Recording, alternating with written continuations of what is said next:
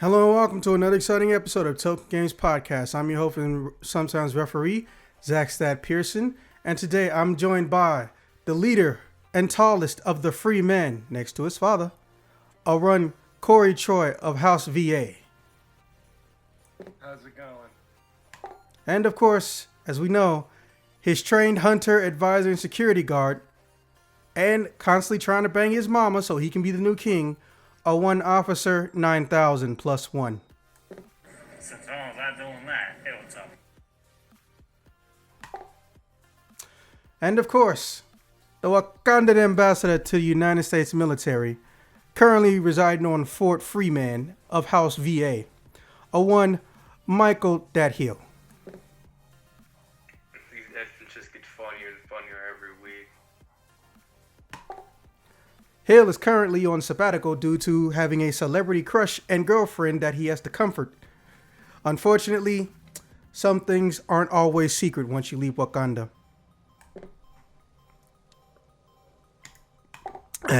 Okay, got my water, got my topics. All right.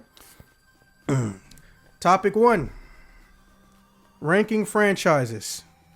Is there a video game franchise that you think has a series of titles that are second to none, as in the developer never dropped the ball? Do you think it's truly possible for a game in any franchise to always improve on itself? Why or why not? Topic 2. Which game social platform do you think is the best? Facebook gaming, YouTube gaming, Twitch, Mixer, or do they feel like they're barely even distinguishable for you? Can we do that one before? If we did, it was over 2 years ago. Case in point, Mixer's old, but no one remembered it existed till this year. So. Okay. All right, topic 3. Nintendo, for the first time in history, is allowing full refunds for Overwatch, no matter how long ago it was bought. So do you guys think this is Nintendo's unofficial support for the Hong Kong civil rights movement? Or are they trying to pretend they're neutral still? Topic 4. Okay, it's getting down to the end of the year, so before November and December chaos rolls around, what is your game of the year that was made this year? PC or video game, don't care. And also let me know your favorite system. I can guarantee you we've done that topic before, but it was at least 11 to 10 months ago. And topic 5. Marvel has confirmed an interest in utilizing their licenses for the Netflix-born hero shows. However, what form this can and will take has not been decided, but how would you like to see them come back? Same actors and story, or different people in a Marvel movie setting? Who want to go first?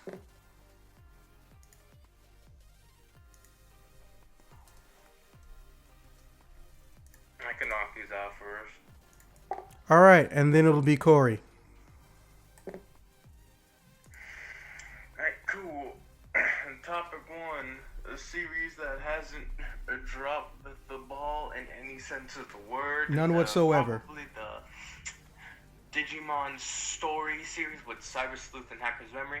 Also, the entirety of the Dot Hack trilogy, from Infection, Mutation, Outbreak, and Quarantine to all the before Dot Hack GU games. I can't name them because they're all URLs. But breaking down We're gonna agree to Cyber, disagree. the Digimon story games, considering that the first AAA Digimon title that was released before this was Digimon Battle Spirit 2. Nobody talks about that fucking game. Ever. About this game. But first, the Digimon story games, they just like nailed everything. From the animation of the attacks to their idle animation when they're not doing the main attack. They're using like skill buffs, voice actor, character development, and interaction. Not trying to overload me with too many characters that I won't care about because they add just enough for me to keep track of and to use. And the Digimon library is amazing because you get to feel Digimon you haven't seen in any form of media. And even if they were barely introduced. And they also expand on Digimon evolution lines that were just like hardly touched on until like Digimon Tribe with Vikemon, Rosemon, Hercules, Kabuterimon, and so on. Just like, it's amazing. It's a dream to play that game. And of course, you already know about the Dot Hack trilogy, whether or not you enjoy the fact that you gotta watch anime, read a manga, and play a video game, that's your opinion. But talking about the game as itself, it does great storytelling. Party and leveling up isn't hard because the XP you need to get is, I think it's 1,000 or 100, one of those numbers. It's just the flat zeros though. It's not too much, it's not too little. The dungeon crawling isn't bad. It's just amazing. And also developing friendships to make your attacks more powerful. Then number two, social platforming that would be good for gaming. I don't know. Twitch to me is like the best because when I go on Facebook, I'm the one to look at fucking memes and whatever random stolen videos they stole from other people. And then when I go to YouTube, I just want to watch pirated anime openings, random AMVs, and how many different people can review this Yu-Gi-Oh! Digimon and fucking One Piece chapter. So Damn. Hey, I mean, it exists. Yeah, you ain't wrong. You are not wrong. So if I want to stick to something that's deliberately just started its system by saying everybody wants to show their video games, but the platform they're on doesn't do it how they want to. So let's just make Twitch. And you want to stream something? Go for it. No limitations. So on and so forth. So that's why I like Twitch, because it's just like, you want to stream it. There's no beat around the bush about everything else. There's no weird channel. Sure, they have ads, but it's more so for Twitch ads, not for that personal standings or whatever. Until now. 3. Nintendo's refund of Overwatch. I kind of have to look into this because this whole Hong Kong thing is a pretty big ordeal. I think you meant to say clusterfuck.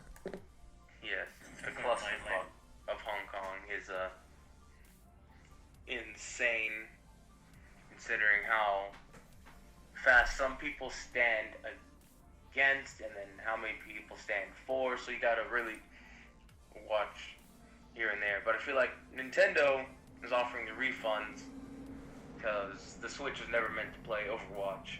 Because I had to look into this a lot, and then like hearing how there are bad quality issues where I think it's like only goes up to 30 FPS for the Switch, and then some characters don't even load.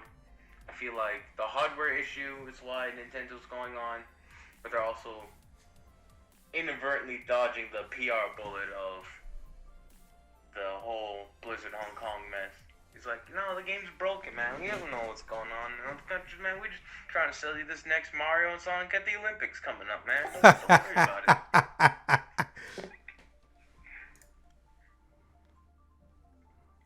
So I know for sure the game's fucked for the Switch. So that's why they get rid of it. I don't know how they stand on the whole other country going ham. Alright, getting down to the end of the year. Game of the year talk. It will never ever be easy to discuss this because it's like towards the end of this year they just put out so many good games. But if I had to say a good 3, Daemon X Machina, because fuck man, piloting a robot has never been more satisfying. Shit, all the Gundam games I played could not compare. See, you're making me want to get that game more and more because I grew up with Armored Core, and finding a good Gundam game that comes out in America was literally damn near impossible because of how the licensing was handled. And I'm just sitting there like, man, I feel like I should legit get that game. It is basically another Armored Core game, and it's real good. No, everyone's saying that it's like 1 billion times better and more aerial than Armored Core. Like a Star Fox mixed with Armored Core. That is actually pretty good analogy because there are hardly any times when you're on the floor fighting unless you're fighting that stupid ass train mission. Hated that. But other than that, you are just like dog fighting, flying around. It's just so intense. It's just, oh man. I was also like the fucking. I think I already told you before about the symbology of how the different orbital sky union, Zen, and all Yeah, those guys yeah. coming together and just making it complicated. You gotta save the world, but we need money, and then money saves the world. All the other good stuff. Money makes the world go round. So just like so much secretive stuff, and then there's like certain missions you can beat, but it'll still feel like incomplete on you because you miss certain requirements. It's like, oh man. Number 2, Code Vein, probably the only Dark Soulish game I'd actually like to play.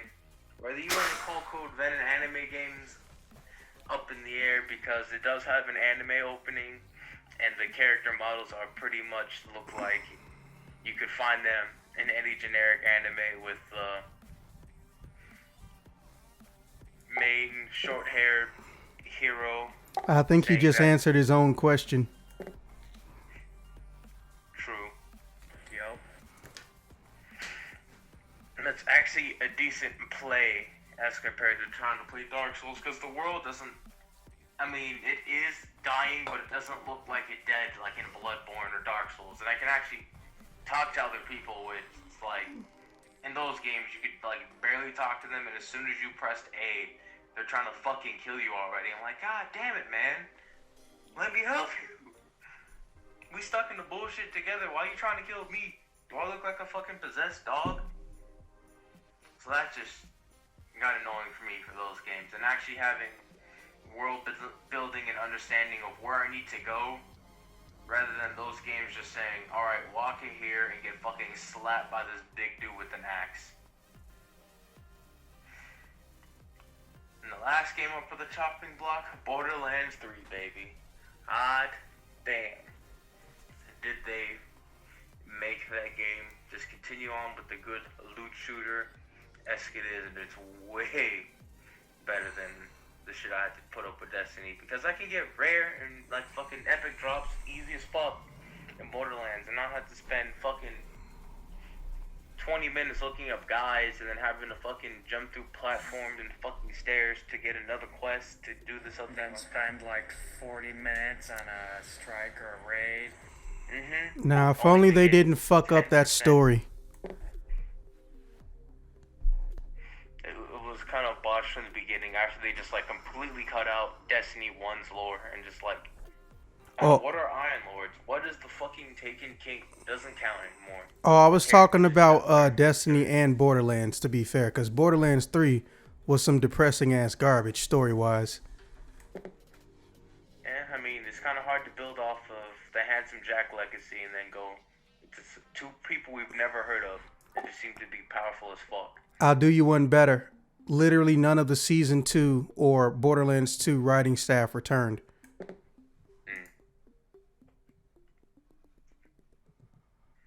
Makes sense, but it's still good because they still had the classic 4 characters. You always got to have your obligatory siren for your games. And yeah. So Borderlands 3, because if anybody deserves the award, it's not Destiny 2. That didn't even come out this year. True, but Shadowkeep did, and then they might fucking... That's a DLC. True. And then...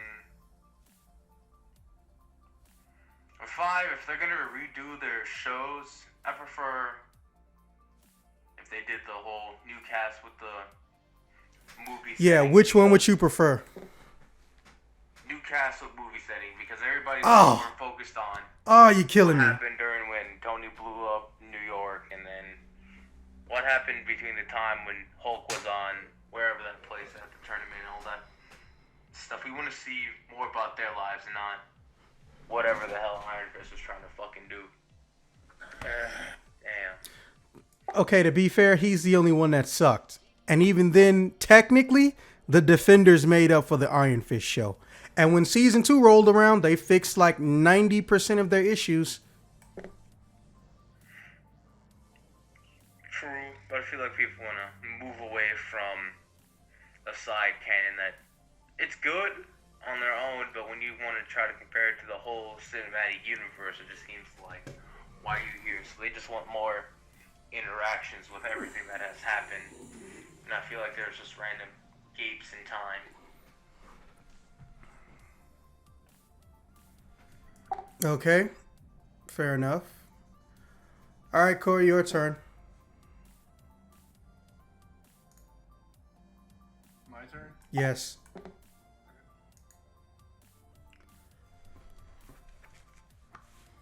Okay, so I don't think there's a perfect franchise. Each has like their downs. I mean, with my personal bias, I think the games that have like the most consistent entries would be like Metal Gear Solid or like Kingdom Hearts, you know. No, the fuck he didn't. Okay, I can't wait till it's my turn. I say Metal Gear Solid -5. No. Don't get me wrong. You're entitled to your opinion, but your opinion is going to be very ironic when compared to mine. I do think that 5 story-wise is like the worst. We can all agree games on that. Like are really consistent. I mean, Acid is interesting. Metal Gear Acid. And Kingdom Hearts for the most part. I mean, like I grew up playing all of them, and if you ignore the story part, I mean, all the games are pretty solid. I'd say for gameplay. I mean, I enjoy the story, but I mean, I think each entry has been pretty solid so far. So I think consistently, I'd say they're pretty high up there. Topic 2. I can barely tell the streaming services apart for like gaming streaming and stuff.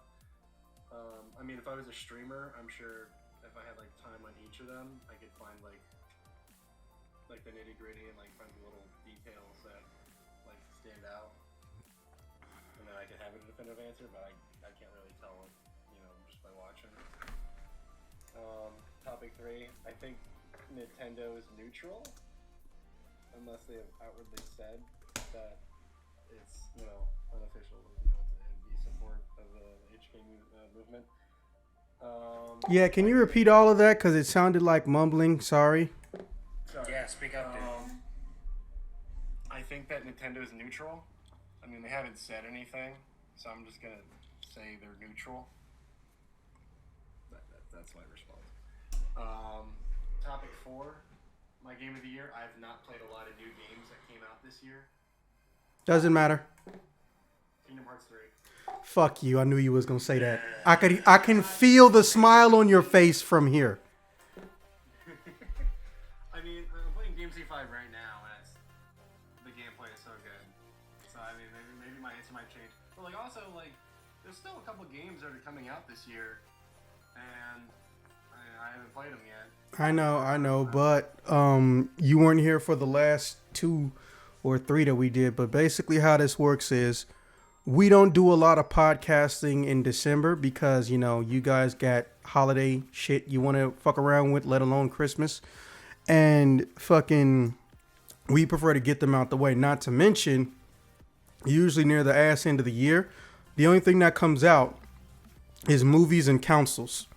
And when there's no councils, people tend to shy away from releasing games in this area. So, yeah. That's why. Okay. I was gonna say, like, there's like still games like, and I'm hearing Jedi Fallen Order is pretty damn good from like what the people have said from the previous. Isn't that an EA thing? I believe so. What did I mean? Did you say something? He asked if it was an Electronic Arts title. Yeah. Technically, yeah.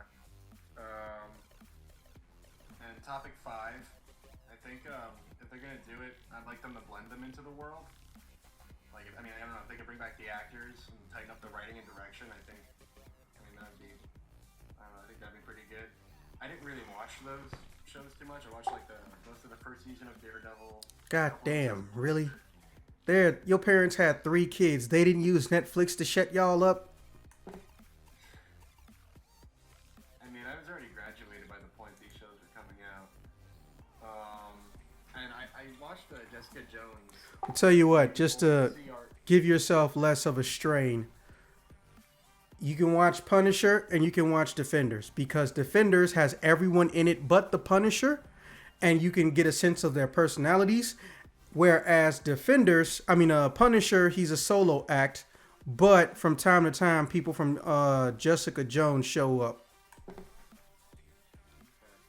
I watched Jessica Jones at my friend's house on a CRT, and it made me feel nauseous, so I kind of didn't want to watch Jessica Jones. I don't know why I thought that. Well, look at him. He's too good for old school television. Man, I think it had to do with the way that it was filmed. Like, I don't know. I think it just didn't. I just don't think it translated well over to older television. I grew up with CRTs though. I had a CRT until I was about 15, 16.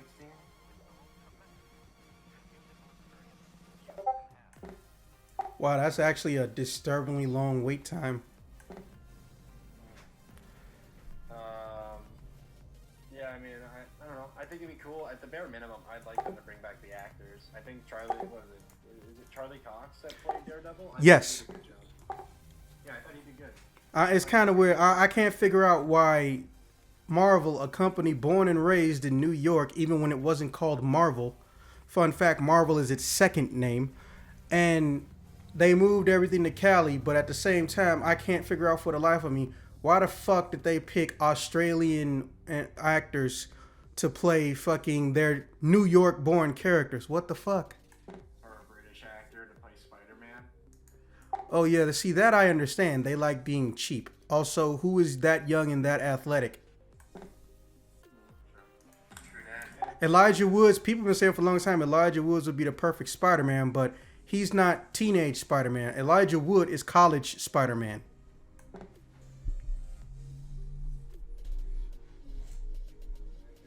kind of see it. Yeah, that's my answer. I mean, I haven't watched enough of the shows to like have like. Just watch Defenders. It's even shorter than the other shows too. It's like 7, 8 episodes. So just watch Defenders and Punisher, ignore everything else. You can ignore Iron Fist, but if you just want to get a sense of the writing and the characters that they go for, Defenders has everyone but Punisher. Okay. Maybe at some point I'll get to it. So. Swear to God, if he's not making me feel old, he's making me feel what the fucky. All right, officer, you got home yet? Actually, I'm quite a ways from home, but I'm ready to do a topic. Yeah, I'll do mine now. Okay. For topic 1, that one actually took some effort for me because technically the way they're presented, you don't know that they're linked. And I always say that if I can't give an unbiased opinion about something, I'm not going to try to give an opinion about it. So I'm going to say, even though it's reluctant for me, the Chrono Xeno franchise, for the most part, but barring a very, very unique exception because of the way that franchise is handled, and also really anybody who does the opposite of Metal Gear and Kingdom Hearts for me, but this one is on a very, very, very slidey slope. Oh, actually, no, I can't count Devil May Cry because I would have to include the non-numbered titles, and well, we know how that is, and I don't want to get into it. But I want to say Nintendo racing games, specifically Nintendo racing games. Because if I say Super Mario franchise, that includes everything, and I don't include everything, but specifically their racing games, the Mario Kart stuff. Because every time those games come out, they are system sellers, whether people realize it or not. And there's been a moderate improvement every single time they come out. And a lot of people view them as, for the lack of a better term, damn near flawless. Ironically, Double Dash is the one that outsold everything, but to be fair, a lot of stuff is close seconds, or not too far off seconds, I should say. And the third one, I'm not sure how to put this, but the third one for me is the Forza Horizon games. That whole franchise. Okay, so my whole reasoning behind them in order is the Chrono Xeno situation is very unique because we lightly touched on it. There are videos, well, there's really only like 2 or 3 videos about it. But as I mentioned in, I think, 2 or 3 podcasts ago, the Chrono triggers and crosses and the Xeno gears and sagas and chronicles are all one cohesive thing, supposedly. And I stretch that term supposedly. And the way they're handled as far as gameplay mechanics, each time being drastically different or vastly improved, I like. That means that there's a consistent combat and gameplay quality that they're shooting for. And once they hit it, they don't just get stagnant and then rinse and repeat, rinse and repeat, rinse and repeat. However, I'm going to tell you right now, I don't like the design of Xeno Chronicles shit. Like, it just aggravates the fuck out of me. Xeno Chronicles art style can't make up its mind, in my opinion. And what really started aggravating me is the whole concept of they're trying to act like or pretend like they're politically correct, but obviously the designers and developers don't give a fuck. So they'll create situations where the characters are trying to not be offended by being sexualized, even though they're wearing the equivalent of costume stripper clothing. Or the camera, in some cases, will literally talk about women being mad about their tits and shit, and then literally zoom in on their tits and make them bounce. And I'm just sitting up here like, technically that's not a gameplay mechanic, so I can't count it against them, but I'm going to openly acknowledge that, you know, smutty sexist shit is all over the place. But we're talking about as far as the games themselves as a whole. So instead of the fragments, we have to look at the whole piece. If you start off with Chrono Trigger, which is still considered to be one of the best RPGs of all time, not just made by the Square Collective, but in general, then you transition into Chrono Cross. Yes, the story got too goddamn complex and more complex than it fucking needed to be, but what the story's complexity hammered over your head with, it made up for with gameplay and variety. You could unlock and play, I believe, 24 characters or 14 characters, making it still one of the biggest offline RPG character rosters in the history of gaming. And that game came out on the PlayStation 1. I think it was more than that. I want to say it was around 50. Yeah, I think it's between 24 and 44. But either way, it's still the biggest roster. If you get past 7 characters, you're already one of the biggest RPG rosters in a video game, period, for playable characters. And to this day, no one's even attempted to touch that record. And God, I don't want to think about it if someone does. Suikoden? No. 108? Well, actually, no, more like 70, actually. Because now 108 are playable. Exactly. They have to be playable. And you have to be able to But go... it was still like 70-something. They have to go through the story modes and went through and all that shit. They don't just sit around and they can't just be in your party and not affect the story. They're actually recognized all throughout the game. I mean, if you're saying that, then Chrono Cross is quite lacking in that regard, because maybe a third of those characters are actually relevant. Oh no, you just have to switch them out depending on what story beat you're in, and then they say their own unique dialogues. But okay, so they're second place only behind Suikoden. Now, and also when you transition into the first era of Xeno, the Xeno Gears, which is somehow the 5th game at the end of this timeline, which is crazy to think about. It had interesting combat, and the story was engaging as fuck. And even though funding got cut to go complete Final Fantasy VII, and I think parts of 8. I think it was 8, actually. Yeah, it was one of the Final Fantasies. Gears is still... No, it was 7. 7, because they were in production at the same time. Gears is still one of the most interesting and also adult stories around, and I don't mean that in sexual or sensual contest. Human mutilation, cannibalism, using human objectification, fucking general purpose enslavement, elitism, racism, speciesism, all on top of a mecha background. And you can switch to the Gundams in real time, damn near in the middle of a fight. By the way, few games have actually fucked with, I want to say, in the RPG world. you're either fighting in the robot or there's a human cutscene section, but you're fighting the robot the whole game. Nah, Xenogears did both, and it did it in real time. And again, this was PlayStation 1. The creativity was beautiful. Yes, it does have some Evangelion themes, but to be fair, everything in Japan at that point did. But also, it started production before Evangelion. So theoretically, you know, it might just be a coincidence, but I'm not mad either way. Then you get it. It was all just Gnosticism. I don't even know what that means, but even then, Look it up sometime. or you could just tell us and copy paste it. Fucking, and then on top of that, you know, you get into the Xenoblade Chronicles where they embrace the anime within, so to speak, but they didn't try to use that as an excuse to get away with garbage storylines. However, I can't say the same for the English acting, which literally was English, not North American English, like England English or European English. And you can tell sometimes the characters aren't sure how the proper way to express themselves, or they sound older than they should for the character.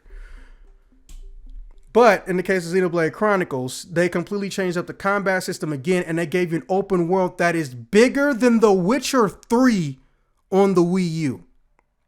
Then you get to the second game, and the second game in the Xenoblade, no, that's the first game. The second game, which has got the robots and shit, that world map is bigger than Witcher 3, and that's not including the parts where you fly in your robot.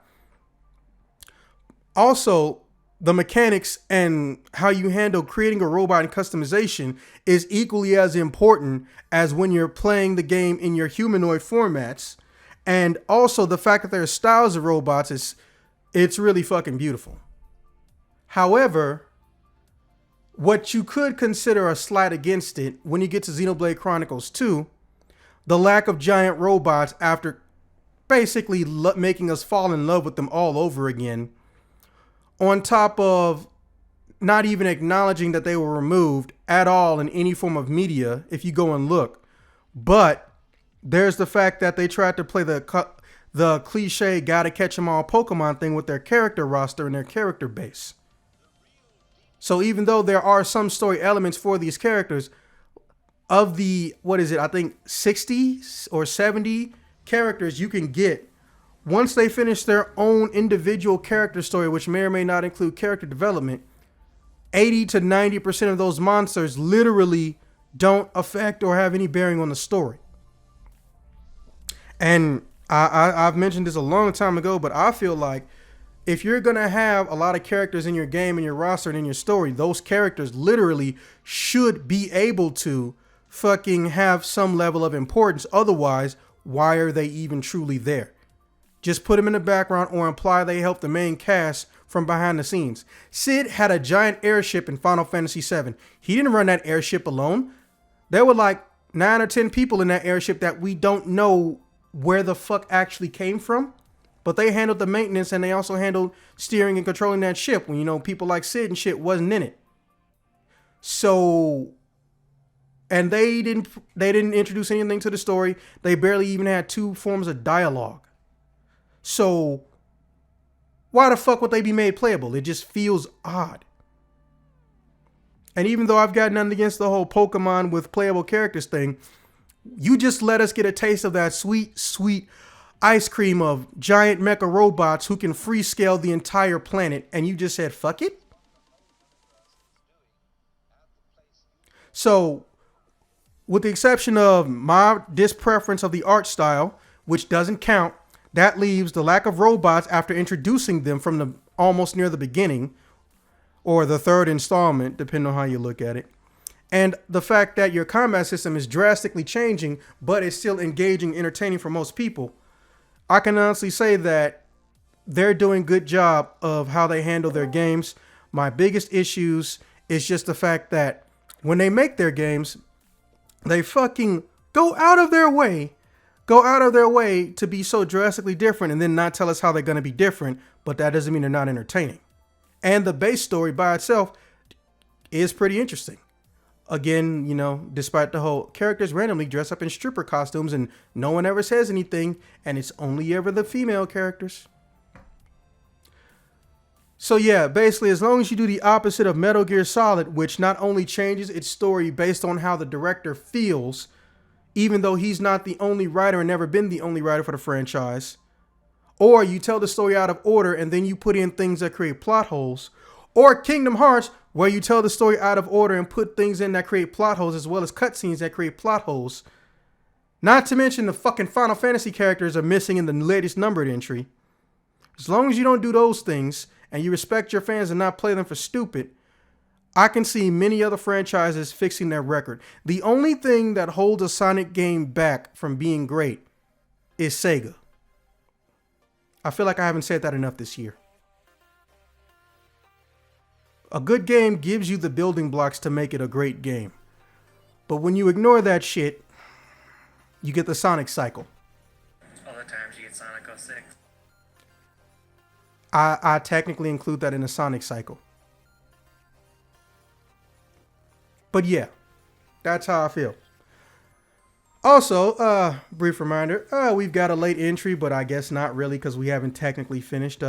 Chaos has decided to show back up after her long drought being or learning to be a master swordsman.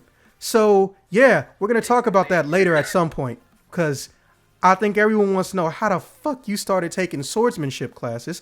But yeah, if you have any questions about the topics, just, type them down and we'll explain them to you. And, you guys know I'm doing my questions. So if she says something, please answer the question in my place unless you don't know it and I'll knock it out. Moving on. Topic 2. I think, okay, so I'm going to just say I got 2 answers. There's what I think is the best and what is the best. Currently, Twitch is the best. I will admit that. However, I feel like what is the best for the users is Facebook gaming and YouTube gaming. And I just want to preference this by saying I understand and I know that both of these are barely utilized by professional streamers or broadcasters. Actually, I don't think broadcasters would be the best term because a professional broadcaster works on actual television and, transmedia broadcasting. So I guess professional stream would be the best term. Here's my thing about it. First and foremost, these, for lack of a better term, circular jobs, jobs that literally they begin and end where they start. I don't consider those healthy. And obviously I'm referring to the whole humans are not supposed to be sitting this long, staying in front of a screen this long, yada, yada, yada. But I'm not trying to stop them from doing their job. My whole point and the thing I'm trying to get across is that none of this is stable. Ask any YouTuber who's been making YouTube videos for at least 5 to 6 years or even a full decade. None of this is stable. Okay? And they don't even care or even want to think that this could end or they could have to go back to a day job. A lot of them, they don't mention it because they want to keep their private lives private. They don't quit their day job or they try to link it to other funding sources like Patreon or gift items to get more money. Fucking, the reason I say Facebook gaming is the best in my opinion and it's tied with YouTube because Facebook has the biggest audience, therefore the biggest audience potential. Bigger than Twitch, bigger than YouTube, and easier to navigate. And it takes little effort. And it's Facebook, so they're going to throw money behind it and they're not going to let it die, unlike Google. When Facebook throws money at something, they keep it until it makes profit or they already know it makes profit and they promote it. YouTube gaming's problem is Google because YouTube can't seem to decide what it wants to do with YouTube gaming. Remember, at first it was its own app and then they closed it down for no reason, but they incorporated and merged all the features into YouTube correctly. But YouTube gaming's monetization system is not sustainable for a career. However, people do watch live playthroughs and they usually prefer them to be quiet and without any interaction or even a webcams from the person playing the game. So because of that, I give it the nod because their install base is already in love with that. And unlike Twitch, you don't have to get a secondary type of person in, and it does more than 2 types of videos, video gaming and something around real life or just walking outside. YouTube You got to press 2 or 3 buttons and add the word let's play or playthrough or walkthrough or live to pull up whatever you're looking for. And the selection of games you can find is way beyond Twitch. Twitch barely and temporarily holds things, and what they do hold is based on how much you've invested and how many people watch you. So basically they're saying we don't even want to archive or pay for our own archival system. YouTube ain't got that problem. And if they do get that problem, they may start saying something like, we're going to start deleting and wiping out accounts that have existed for longer with 10 years of inactivity. Fun fact, banks actually do that too. If you leave money in a bank for 15 years or something like that, they actually can legally take the money and do what the fuck they want to with it. Yeah. Unless it's a savings, in which case I believe they get inherited or they get paid out to the nearest living relative. Okay. So yeah, in summary, Twitch is the best for now, but Facebook gaming and YouTube gaming can easily, in a couple years, eclipse it. And Mixer's still getting more famous Twitch people too. So, you know, who's to say they can't become number 2? Now, as far as topic 3, I believe topic 3 is a shared coincidence. Nintendo knows that breaking into the Eastern market, or more specifically the Chinese Eastern market, is a gold mine. They've even tried sneaking in. You forgot to put it on push to talk. They've even tried sneaking into the market with stuff they specifically made secret that no one knew about really outside of China back when the 64 came out. They actually made a video game system when they were banned, and they snuck it in to China to be sold. I forgot what it's called. I think it's called the Thin Q or something like that. I wish I could find it. Yeah, if you can, try to find a picture of it. That thing could play, I think, Diddy Kong Racing, Legend of Zelda 64, and it was crazy. They were geniuses about it. Because they viewed it as a novelty product, they got away with it scot-free. However, I'm pretty sure Nintendo likes it when human rights aren't violated. But as we all know, most of these big companies, they don't look into if any human rights are being violated for any of the products that they sell or have made. Period. It's just how they do it. It's fucked up, but that's how they do it. So I think it's a genuine coincidence because Nintendo is known for correcting factory and developer errors. It's just usually never been this bad. And I think the reason they're not saying anything is because it's a lose-lose situation. Much like Hill implied. No. I totally have an opinion on this. Nintendo always has an opinion on this. We're just not going to say shit because we still love money. Now, I know people are thinking, well, that's Nintendo. They're so family friendly. They would never want to see some families like this get ruined and shit. Well, see, you say that, but need I remind you, about 3 or 4 presidents ago, Nintendo went out of its way to create legislation and get it approved in Japan to ban the renting of games. Y'all didn't know that, did you? It's literally illegal to rent games in Japan, and Nintendo got the law made.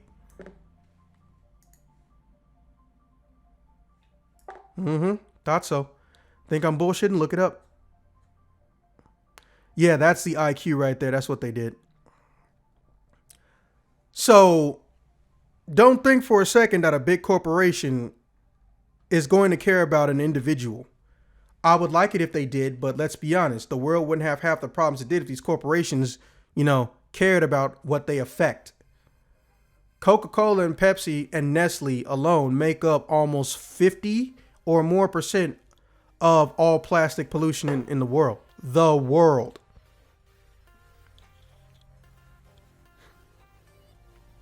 It's crazy. So yeah, I think it's a coincidence, and also it doesn't help that the game is full of errors, like errors that they can't begin to patch because they're going through this craziness too. Now, as far as topic 4, okay, my game of the year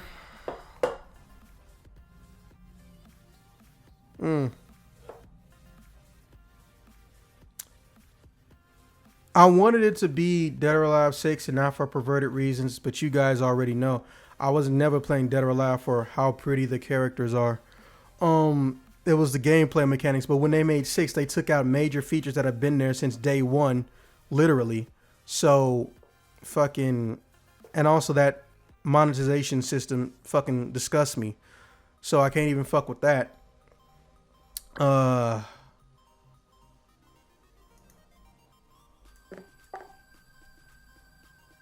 think for me, it's Dragon Ball Fighter Z. Wait, no, that didn't come out this year, did it? I know it came out. It did not. Yeah, because I know it came out at the beginning of a year, but I couldn't remember which year. Shit. 2018, because it came out when I was in Korea. Gotcha. Okay, so for me, my game of the year, I know it's a little bit of a unique situation, but I think it might genuinely be Teppen. Because everything else I played today was an indie title, and I had fun and I enjoyed them, but they aren't game of the year material. I was expecting Streets of Rage 4 to come out this year, but the fact that it's happening still feels better than the fact that I don't have it yet. All the major AAA bullshit titles were filled with virtual gambling, so you already know I'm not going to touch 90% of them. And the story-driven ones were few and far between, or they just weren't good enough to be Game of the Year category for me. But Teppen, on the other hand, it surprised me because it's not a shameless money-grubbing cash grab. Let's be honest, you can make it look that way. But it's a strategy game, which never gets no love these days, unless you're Civilization or XCOM and Fire Emblem. And yes, in other words, if you're on PC. With the exception of Fire Emblem. Yeah, sorry. And fucking the fact that you don't have to buy anything. Any card you want to get, you could literally engineer from scratch. And you could recycle old cards or cards you know you're never going to play with because you don't like their style or format. You can dump. So if you wanted every time a new card pack come out, within less than 5 hours of gameplay the same day, you can get 90% of the cards that come out for that new expansion pack. And all the expansions are free. And every match is designed to never take more than 5 minutes. The Discord family for Teppen is full of nice people. And they even have default decks that help people get to at least A level, which is one of the highest ranking levels you can get before you go into Champion League. And they'll even help you with your deck if you're having issues, as long as you're nice to them. So without any effort on Capcom, Teppen is one of the nicest and most polite ecosystems online. There's almost no harassment, and people are genuinely funny. Even if they play a deck you hate or you play a deck they hate, they could tell you they hate your shit and hate your guts deck-wise, but they'll still treat you like a decent human being. So that's probably why. Also, almost all the games I played this year didn't come out this year, so I can't count them based on my own rules, and I won't. Now, as far as my favorite system,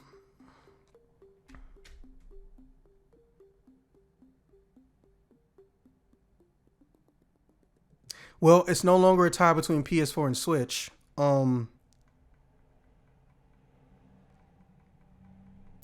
This year, I'm going to give it to the Switch finally by itself. I'm going to give it to the Switch. Damn, I wish Smash Brothers had come out after December so I could say it was my game of the year, but I'm going to give it to the Switch. No, it's not because of the everything I like is portable now. Hey, don't get me wrong. That's a really good ass selling point. I ain't mad at that shit. But fucking I like it because it's easier to find unique titles. The library categorization is weird and kind of dumb to me, especially when it's so easy to fix with places like Netflix, Amazon, PlayStation Store, Microsoft Store having much more organized shit. There's really no excuse why Nintendo's looks like hot ass garbage. But almost all the good games on Nintendo's platform are barely even used online in the first place. And I'm not talking about made by Nintendo. I'm talking about games that just ended up on the Switch.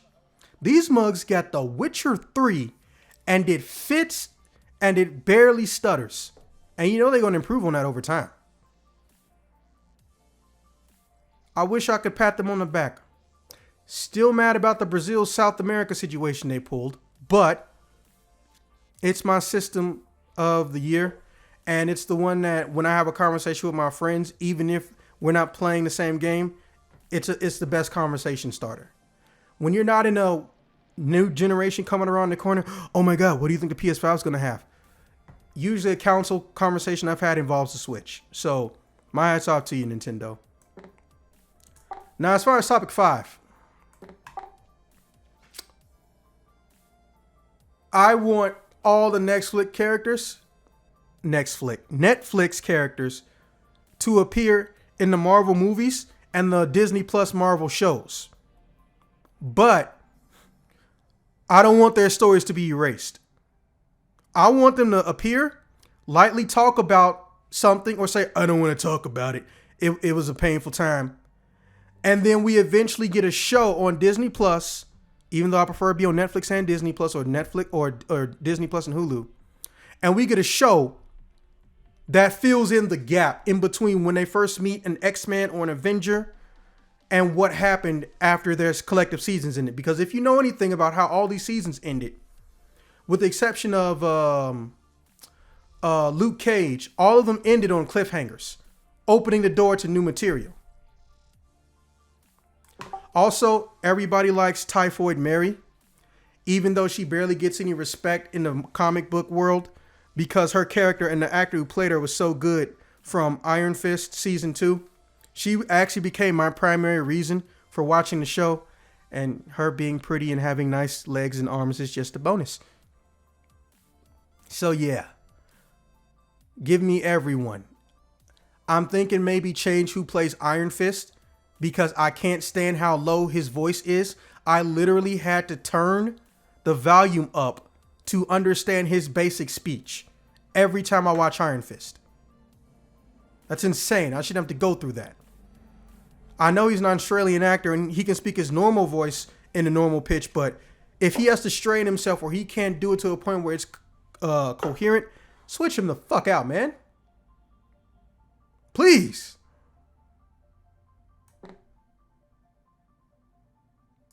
So, yeah.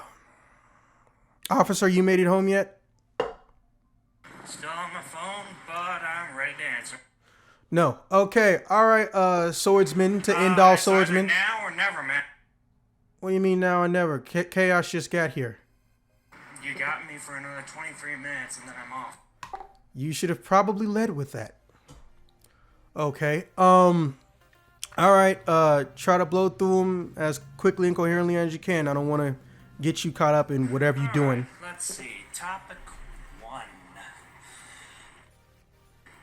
As for that one, the only games or game series I can recall that I had absolutely no problems with any entry, I can think of 3. Ace Combat, Wild Arms, and... No. It has to be franchises. Wild Arms doesn't... Oh, I'm sorry. I'm thinking about Wild 9. Sorry. I know what I'm talking about here. Stop cutting. Alright, but yeah. I had no problem with any of the entries of those games. They were all really good. I mean, I could also technically say Final Fantasy, but, well, there's a big fat bruise on that franchise with the number 13. Try 10-2. That doesn't exist. Oh, yeah, I forgot. You fucking hate that game. Yeah, that game doesn't exist. But, yeah. Those 3 franchises, Armored Core, Wild Arms, and Ace Combat, yeah, I've seen them all as really good. there's been, situations where I want, like, various gameplay elements from previous entries to, be reused, but it doesn't mean the games that didn't have them weren't, already weren't good without them. Alright, so yeah, those 3 series. Topic 2. Much as I don't want to admit it, the best currently, it's Twitch. YouTube gaming might have a slight chance, but it's a very, lower than 1% chance, considering the many other problems YouTube has that they've never bothered to deal with. And I don't really have faith that they'll be fixing any of that. As for Facebook gaming, well, Facebook as a platform is slowly dying. And they have similar algorithm problems as YouTube has, where eventually, unless you're very careful about, I want to see this, and this, Facebook will eventually just go, in the giant crowd of other stuff, it just disappears and they don't show it to you anymore unless you, go and actively go and look at it, which, if you're keeping track of a lot of different people, eventually some will definitely fall through the cracks. It can improve, it's just, I don't think it will. Now, topic 3. I think, as has been said already, it's a bit of a coincidence kind of thing. It just happened that, hey, Blizzard, bans a player for exercising free speech, despite the fact that they're supposedly for free speech. Nintendo sees this and goes, supposedly, if the rumors about the Overwatch for the Switch are right, and it's supposedly garbage, then this might have been them taking advantage of dodging a bad PR thing. That and I think it might be in some distant possibility. It might be them wanting to subtly stick it to China or whatever by screwing over Blizzard, which some people think they might just have already been straight up bought out by China or something, or they might just move over to only being in China, which that would suck, but interesting little conspiracy theory. But topic 3, it's mostly a coincidence. I don't think they're for free speech or anything, because as has already been said, they're a corporation, they like money. They might have semi-decent opinions on things, but they're not going to voice them, because that'll mean loss of money. Alright, topic 4. For this one, while I admit I didn't get to play these games to conclusion, but when I was at a friend's place, I got a chance to play that Demon Ex Machina and Astral Chain. I rather liked both of those. And they're the only games that came out this year that I've played, so I guess I'll go with those 2.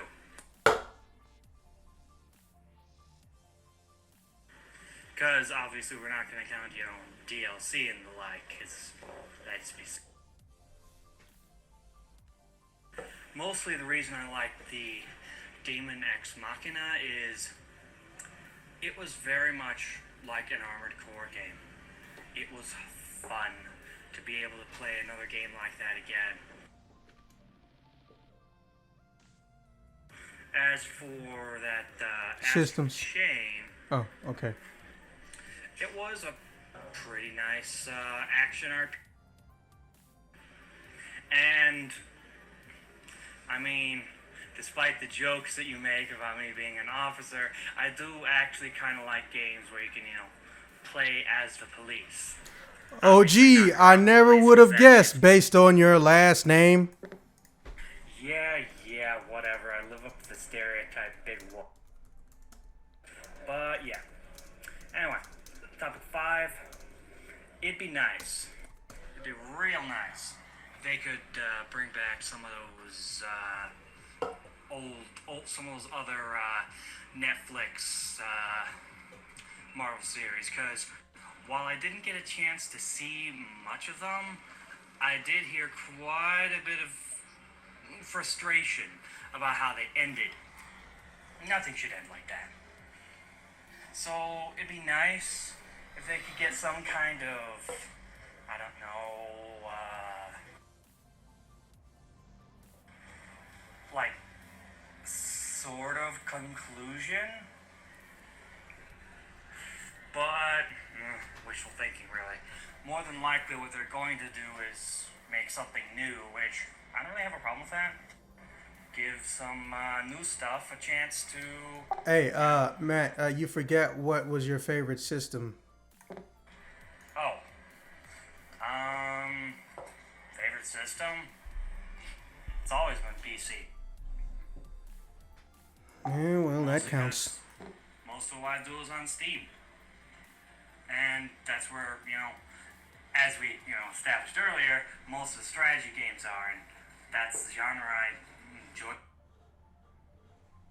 With RPGs, a decently close second. Okay. But, yeah, anyway. I'd like to see, maybe more new characters. Maybe they could, I don't know, make a X-Men series. They did put all that effort to get X-Men back. So I get the feeling they might be using it. And that'd be pretty fucking awesome. Okay, I guess I need to clarify a little bit. The question is, what form do you specifically want to see the Netflix cast come back in?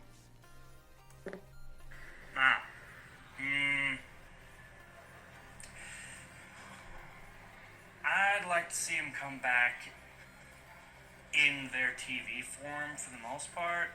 As shooing them into the movies, I mean, most of the people who went to see the movies aren't going to know who the hell they are. Though, I guess if they did it well, people would be like, holy shit, these characters are fucking awesome. But I'm a little bit doubtful they'll be able to pull that off. So yeah, I think it'd be nice if they got their series back. But, well, hopeful and realistic are not always the same thing. So true. So true. Alright, I guess that's it for me. Okay. All right.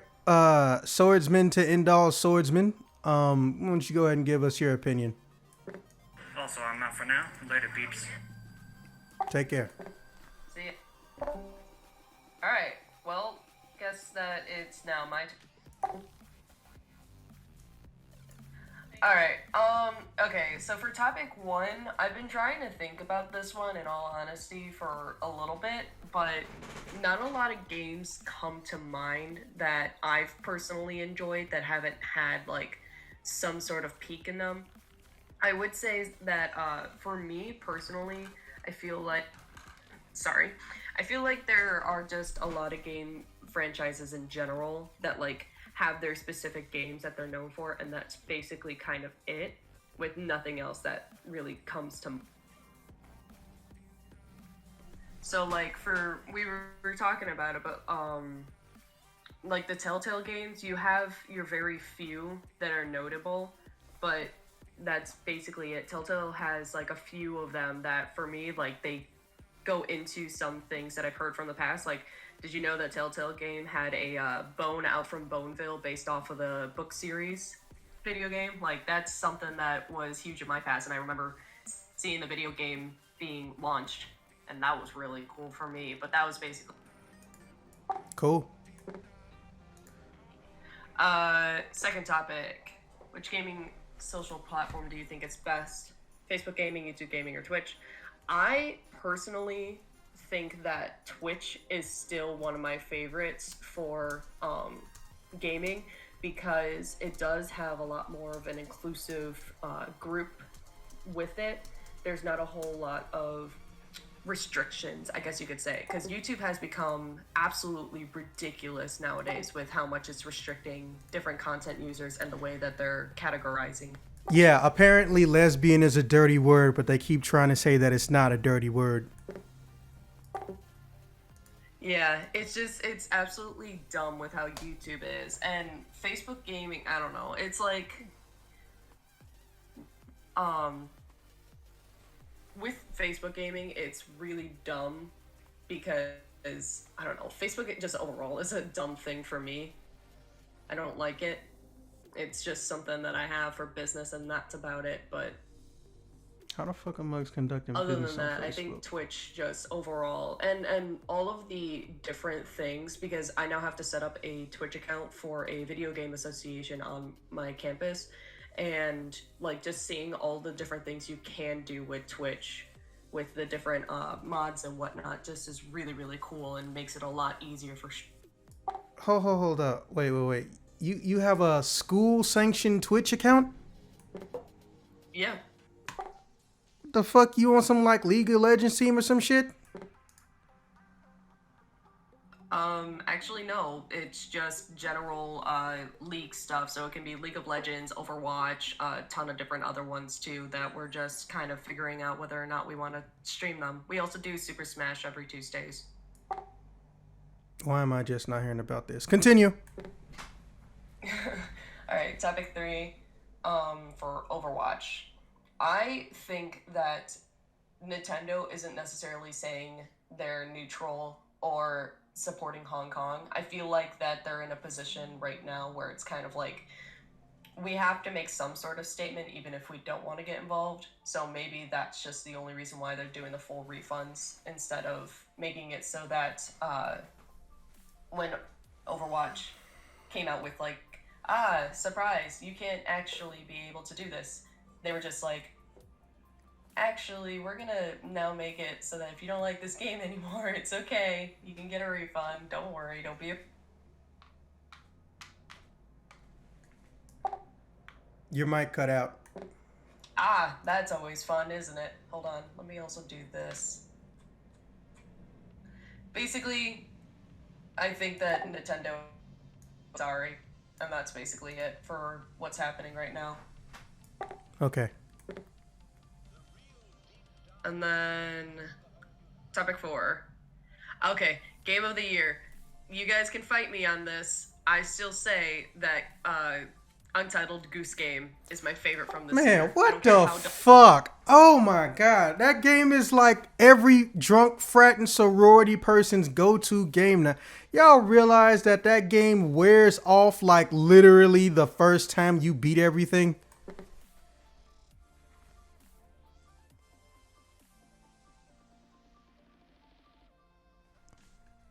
Damn, it just got quiet. I thought you were gonna finish your sentence. That was the end of it. I was just gonna say that, man, I thought it was the dumbest thing in the world, and then my friend and I started playing it, and it was actually really funny to watch. Yeah, And it's a just game all about the a duck being a different- dick. Yeah, I mean, isn't that the best thing? Just being an absolute dick to everyone and doing what you want, and then you're just a goose. Have you met the president? President? Yeah. Oh, no, not yet. I don't personally have the game because I don't even have, like, a Nintendo Switch or anything to play it on, but, like, just playing it the few times with my buddy was really... I kind of want to see you stream that now at a party. I wish. I was gonna say, technically a trailer was released for this, so I wasn't gonna have it as, the game that came out this year, but, Oni and the and the Will of the Whispers is a game that I'm super excited to come out, but it's not coming out till February 11th of next. I got you. Alright, and then topic 5. I think that, for me, I like seeing how they do adaptations to things. I think it would be cool to every now and then Marvel have someone from the past come back, but I'm interested to see how they take their series from here on, because we've already been kind of leaked, or not leaked, but the trailers of the new movies and whatnot that are coming out, the entire franchise, and I'm just honestly intrigued into to see like what they're gonna come out with and what they're gonna actually do with it. I personally think that they should just have some of the actors come back every now and then, but try and do something new with the end of all of the movies that they've collectively set out this year.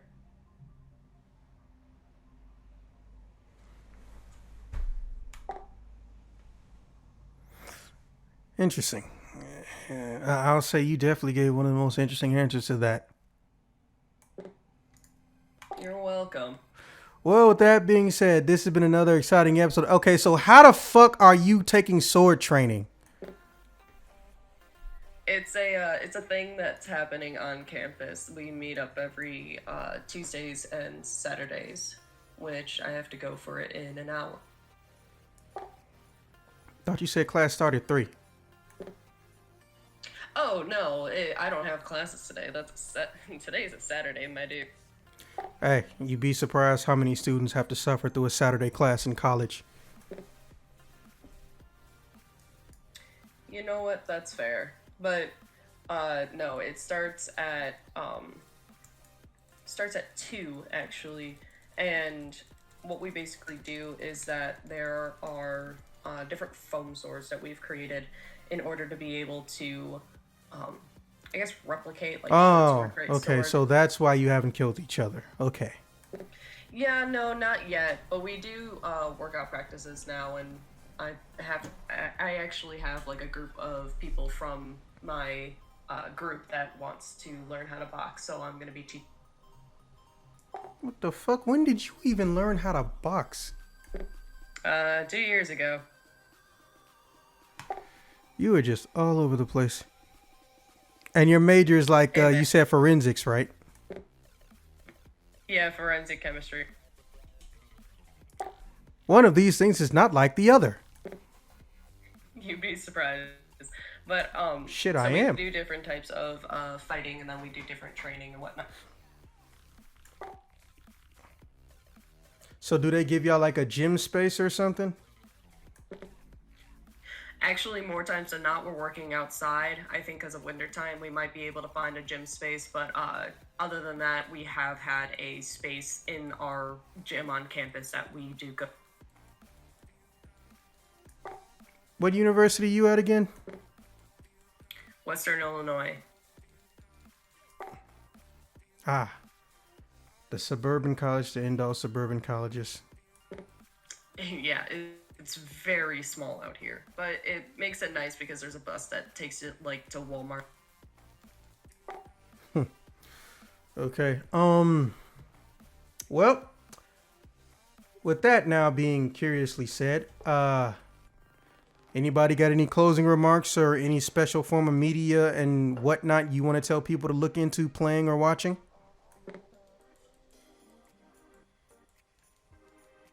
Untitled Goose Game is still best game you can fight me on. There's a YouTuber that sounds like you. Y'all ironically have a lot in common. Fuck is they name? I apparently sound or look like a lot of people that already exist in this world, so I... Yeah, I'm sure you and many millions of other people do too. No, it's like a very specific YouTuber. She does Resident Evil and Devil May Cry stuff. Fuck, what's her name? I was just watching her shit yesterday. Oh wait, I can just go through my history then. Let's see. What was her name? She did like a 30-minute video on Dead Rising Origins. Oh yeah, the Sphere Hunter. Yeah. Yeah. Interesting. I'll try to look it up. That one always confused the fuck out of me because she does nothing but narration. And I think her channel's like 4 or 5 years old. Fucking didn't mention to anybody, oh yeah, I'm transitioning. So people thinking like, oh, she got a sister or somebody to voice all of her dialogue. Like, no, I'm transitioning. Like, what the fuck? I mean, it's up to you if you want to tell or not tell people, but shit, I never would have guessed. I just thought it was a different person. Yeah, I'm gonna send you a text to him. Okay. Well, as far as me, I just want to take this time to mention John Leguizamo. And not just because I like saying John Leguizamo or that John Leguizamo is one of my comedic heroes and icons and role models, even though I'm probably John Leguizamo's only black fan, but because he did something that I've been waiting to see done in the world of comedy for almost 20 years. I won't bore you with the nasty parts, but I'm pretty sure we all know at this point in time, or at least the people who are in this podcast know, the government doesn't so much sometimes lie about history to make it sound PG-13 or make themselves not look like assholes or bad guys, but sometimes they just were given the wrong information and they regurgitate it, and even when it gets corrected, racists decide, nah, fuck that. One of the most famous / infamous ones, Columbus.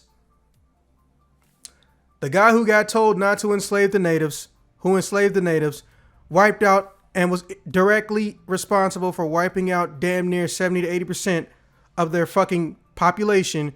And then when he got back home, was literally sentenced to life imprisonment where he died because he got told before he got on that boat, if you find some native motherfuckers, don't fuck with them.